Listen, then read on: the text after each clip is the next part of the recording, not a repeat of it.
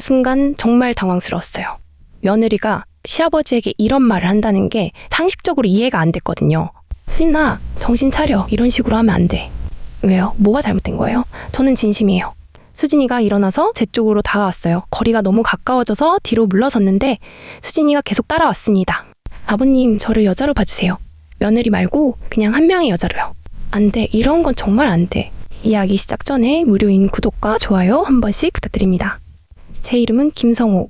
올해 59살입니다. 5년 전 54살의 나이에 현재 아내 미영이와 재혼했어요. 첫 번째 아내를 암으로 잃고 혼자 지내던 중에 만난 미영이는 정말 따뜻하고 배려심 많은 여성이었습니다. 미영이에게는 전 남편과의 사이에서 낳은 아들 준호가 있었어요. 당시 25살이었던 준호는 처음엔 저를 경계했지만 시간이 지나면서 점점 마음을 열어주었습니다. 제가 아버지 역할을 하려고 노력했고 준호도 그런 저를 인정해주는 분위기였거든요. 저희 부부는 서울 강남구에 있는 40평대 아파트에서 살고 있습니다. 제가 30년간 운영해온 건설회사 덕분에 경제적으로는 넉넉한 편이었어요. 미영이도 준호대학 등록금 걱정은 하지 않아도 된다며 안도의 표정을 짓곤 했습니다. 준호는 성실하고 착한 아이였어요.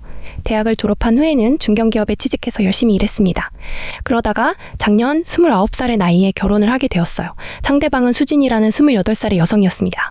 첫 만남에서부터 수진이는 정말 인상적이었어요. 키 165cm 정도의 날씬한 체형에 긴 생머리, 그리고 뭔가 신비로운 느낌을 주는 큰 눈이 매력적이었습니다. 무엇보다 예의도 바르고 말도 조리 있게 잘했어요.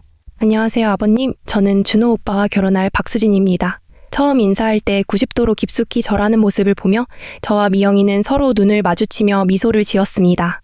수진이는 간호사였어요. 서울 시내 종합병원에서 3년째 근무하고 있다고 했습니다. 부모님은 지방에 계시고 언니 하나만 있다고 했어요. 겉으로 보기에는 정말 완벽한 며느리 후보였습니다. 결혼 준비 과정에서도 수진이는 정말 세심하고 꼼꼼했어요. 예물 고르는 일부터 신혼집 구하는 일까지 모든 걸 체계적으로 계획했습니다. 준호가 수진이가 없었으면 어떻게 했을지 모르겠어요 라고 말할 정도였어요. 결혼식은 강남의 유명한 웨딩홀에서 치렀습니다. 수진이 쪽 하객들은 그리 많지 않았어요. 지방에 계시는 부모님과 언니, 그리고 직장 동료들 몇 명 정도였습니다. 친구들이 많지 않아서요라며 수줍게 웃는 수진이의 모습이 오히려 더 순수해 보였어요. 신혼집은 저희 집에서 차로 20분 거리에 있는 송파구 아파트였습니다. 전세보증금은 제가 지원해줬고요. 준호 월급으로는 전세보증금을 마련하기 어려웠거든요. 결혼 후 몇 달간은 정말 평화로웠습니다. 수진이는 일주일에 2-3번씩 저희 집에 놀러왔어요. 미영이와 함께 요리도 하고 저에게는 항상 정중한 존댓말로 대했습니다. 아버님, 회사 일이 많이 힘드시죠? 몸 관리 잘하세요. 아버님 좋아하실 것 같아서 이 차를 사왔어요. 이런 식으로 항상 제 건강을 챙겨주는 말을 했어요. 미영이는 우리 며느리 참 착하다며 수진이를 많이 예뻐했습니다. 그런데 이상한 변화는 결혼 반년이 지난 무렵부터 시작됐어요. 수진이가 혼자 저희 집에 오는 경우가 늘어났습니다. 준호는 야근이 많다며 자주 같이 오지 못했어요. 처음에는 별로 신경 쓰지 않았습니다. 미영이가 수진이를 좋아했고 며느리가 자주 놀러 오는 것도 나쁘지 않다고 생각했거든요. 하지만 수진이의 행동이 점점 이상해지기 시작했어요. 어느 날 저녁 미영이가 친구들과 약속이 있어서 나가고 없는 날이었습니다. 수진이가 갑자기 찾아왔어요. 어머니 안 계세요? 하고 묻더니 아버님께 드릴 게 있어서 왔어요 라고 했습니다. 평소 입던 단정한 옷차림과는 달리 그날 수진이는 조금 다른 모습이었어요. 검은색 니트에 짧은 치마를 입고 있었는데 평소보다 화장도 진하게 한 것 같았습니다. 뭘 가져왔길래? 하고 물었더니 수진이가 작은 상자를 꺼냈어요. 건강식품이에요. 아버님이 요즘 피곤해 보이셔서요. 상자를 받으며 고맙다고 했는데 수진이가 제 손을 살짝 만졌어요. 그냥 스치듯 지나간 터치였지만 뭔가 의도적인 느낌이 들었습니다. 순간 어색한 기분이 들었어요. 아버님, 혹시 차 한 잔 마실 수 있을까요? 병원에서 바로 와서 목이 말라서요. 커피를 끓여서 거실에 앉아 마시는데 수진이가 계속 제 눈을 쳐다보는 거예요. 평소와는 다른 뭔가 의미심장한 시선이었습니다. 아버님은 정말 젊어 보이세요. 59이라고 하시기엔 너무 젊으세요. 그런가? 하하, 고맙다. 진짜예요. 준호 오빠보다 더 멋있어 보일 때도 있어요. 이 말을 할 때 수진이의 목소리가 평소보다 더 부드러웠어요. 그리고 소파에 앉은 자세도 뭔가 달랐습니다. 다리를 살짝 꼬고 앉아서 치마가 조금 더 올라가 보였어요. 수진아, 그런 말 하는 게 아니야. 제가 당황하며 말했더니 수진이가 죄송해요 아버님, 그냥 정말 그렇게 생각해서요 라며 웃었습니다. 그날 이후로 수진이의 행동이 더욱 이상해졌어요. 미영이가 없을 때만 골라서 오는 것 같았고 올 때마다 평소보다 화장을 진하게 하고 옷차림도 조금씩 달랐습니다.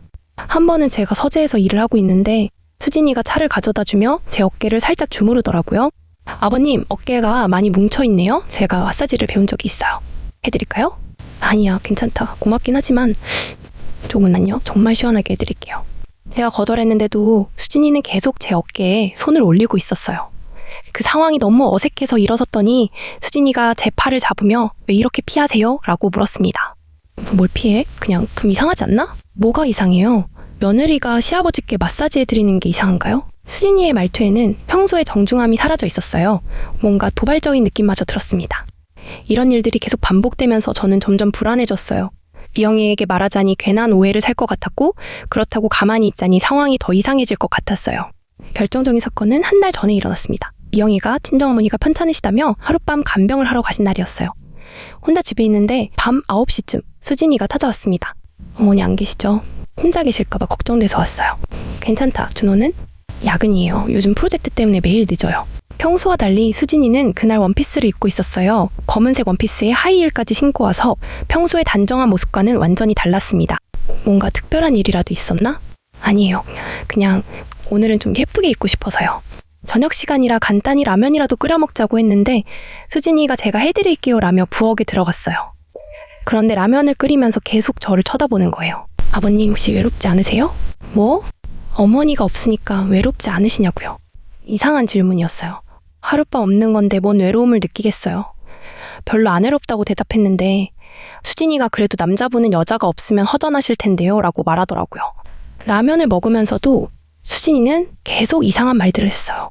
아버님은 어머니와 잘 지내세요? 뭔 소리야? 당연히 잘 지내지. 그런데 요즘 어머니가 많이 바쁘신 것 같아요. 친구들하고 만나시고 운동도 하시고. 미영이가 요즘 활발하게 활동하는 걸 빗대어서 하는 말 같았어요. 뭔가 저와 미영이 사이가 소원해졌다는 식으로 몰아가려는 느낌이었습니다. 오는 게 괜찮다. 각자 할 일을 하면서 지내는 거야. 그래도 남자분은 관심이 필요하실 텐데요. 이때 수진이가 제 손을 잡더라고요. 깜짝 놀라서 손을 빼려고 했는데 수진이가 더 꽉 잡았어요. 아버님, 저는 아버님이 너무 멋있다고 생각해요. 준호 오빠보다 훨씬 더 매력적이에요. 수진아, 이런 말 하면 안 돼. 넌 준호 아내잖아. 알아요.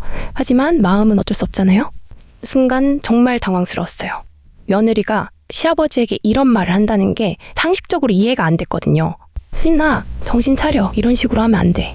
왜요? 뭐가 잘못된 거예요? 저는 진심이에요.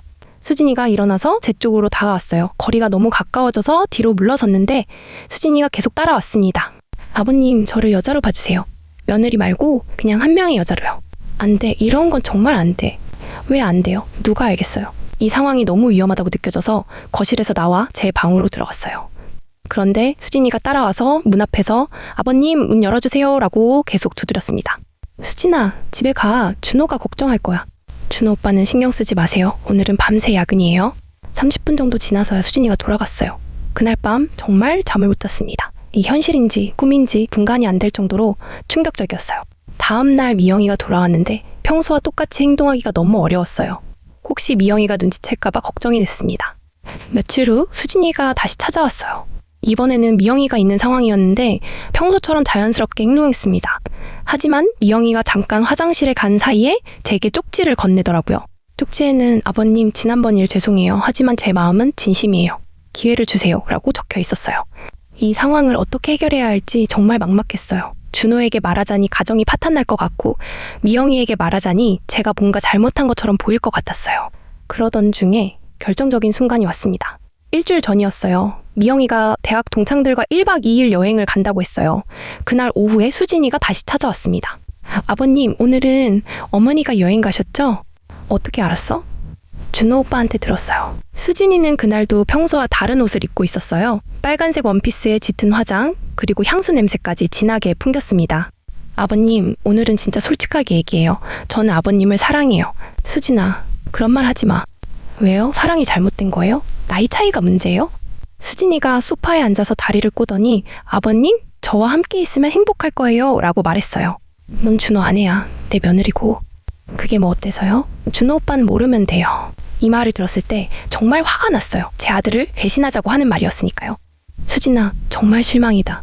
준호를 사랑해서 결혼한 게 아니었나? 솔직히 처음부터 아버님이 좋았어요. 준호 오빠를 만나기 전에 아버님을 먼저 봤거든요. 갑자기 무슨 소린지 이해가 안 됐어요. 뭔 말이야? 언제 날 봤다는 거야? 수진이가 갑자기 웃기 시작했어요. 그런데 그 웃음이 평소의 수줍은 웃음과는 완전히 달랐어요. 뭔가 차갑고 계산적인 웃음이었습니다. 아버님, 사실 제가 간호사가 아니에요. 뭐? 그리고 제 이름도 박수진이 아니고요. 순간 소름이 돋았어요. 그럼 넌 누구야? 제 진짜 이름은 이미라예요. 그리고 저는 전문적으로 돈 많은 남자들을 상대로 하는 일을 해요. 완전히 이해가 안 됐어요. 무슨 소리를 하는 거야?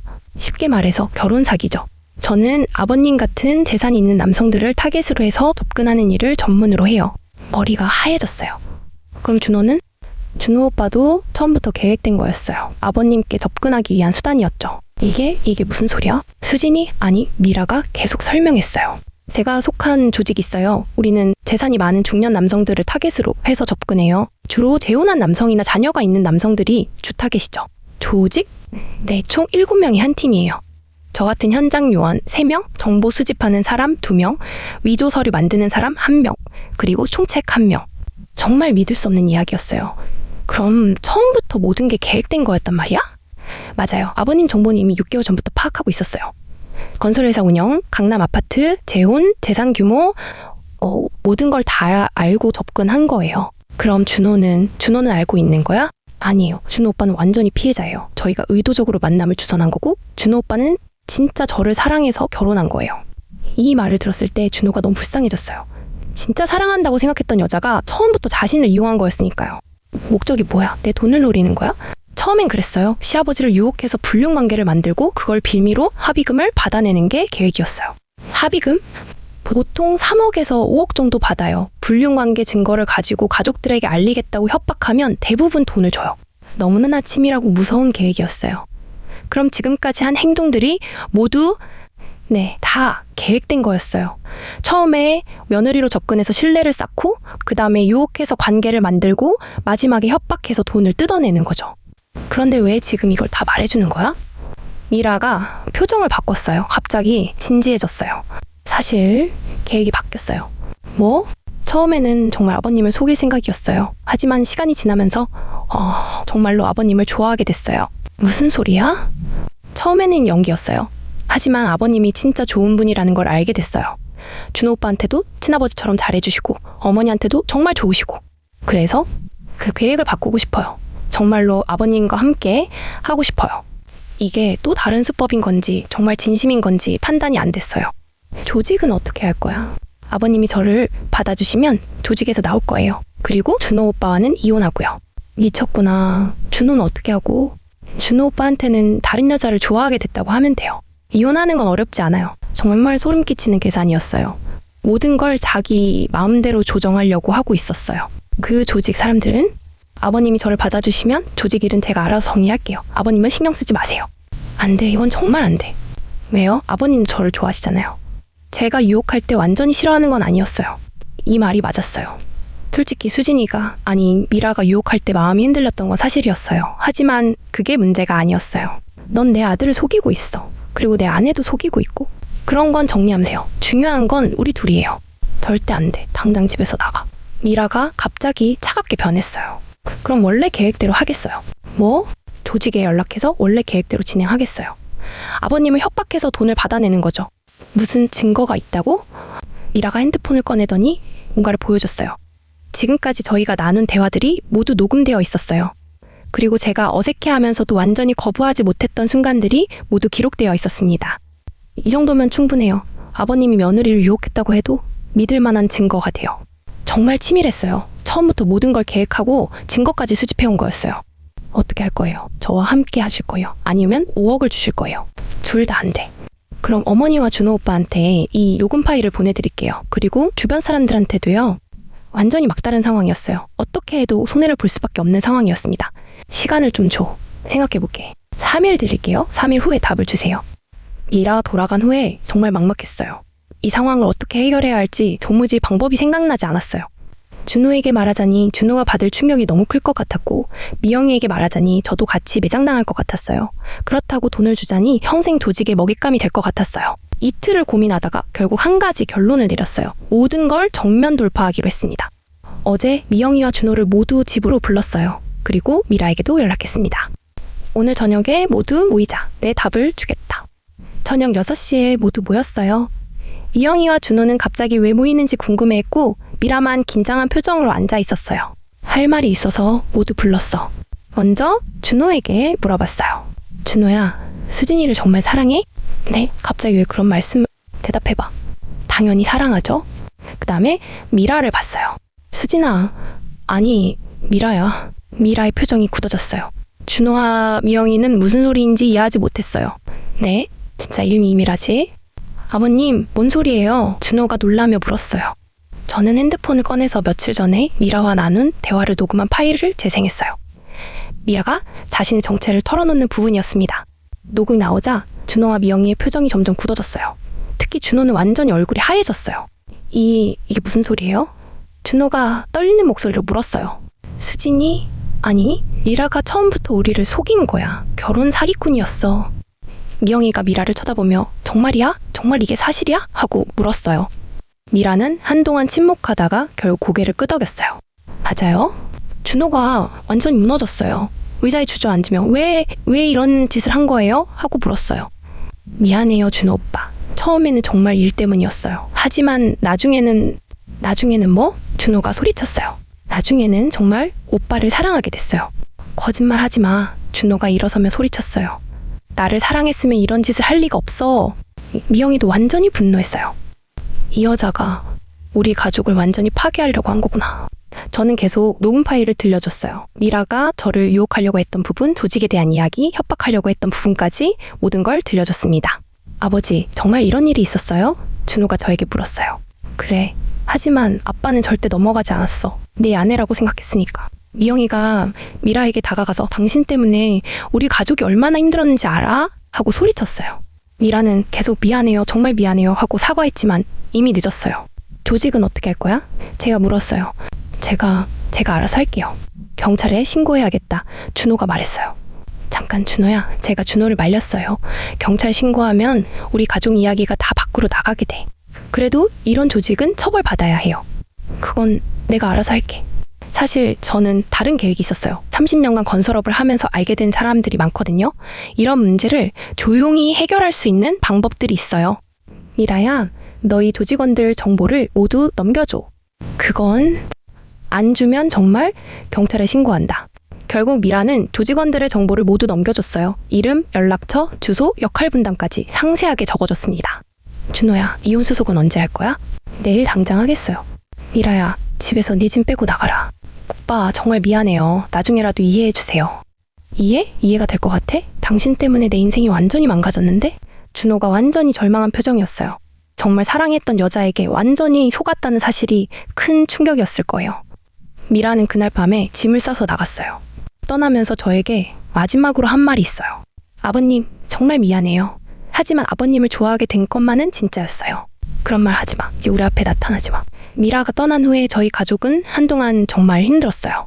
준호는 일주일 동안 회사도 못 가고 집에만 있었어요. 미영이도 충격이 컸는지 며칠 동안 말을 거의 안 했어요. 다행히 며칠 전에 조직 문제는 해결됐어요. 제가 아는 사람들을 통해서 조용히 정리했습니다. 조직원들은 모두 다른 지역으로 흩어졌고 더 이상 이런 일은 하지 않겠다고 약속했어요. 준호는 지금 이혼 수속을 진행하고 있어요. 미라가 처음부터 가짜 신분이었기 때문에 절차가 좀 복잡하긴 하지만 곧 정리될 예정이에요. 아빠, 저는 당분간 연애 생각 없어요. 준호가 어제 저에게 말했어요. 그럴 필요 없어. 좋은 사람 만나면 다시 시작하면 돼. 여자를 어떻게 믿어요? 또 속을 수도 있잖아요. 준호의 마음이 이해가 됐어요. 한번 크게 속으면 다시 믿기가 어렵죠. 시간이 해결해 줄 거야. 지금은 힘들어도 언젠가는 괜찮아질 거야. 미영이도 많이 힘들어했어요. 여보, 내가 그 애를 너무 좋아했나 봐. 완전히 속았어. 당신 잘못이 아니야. 나도 속았으니까. 그래도 며느리를 제대로 못 봤다는 게 너무 자책스러워.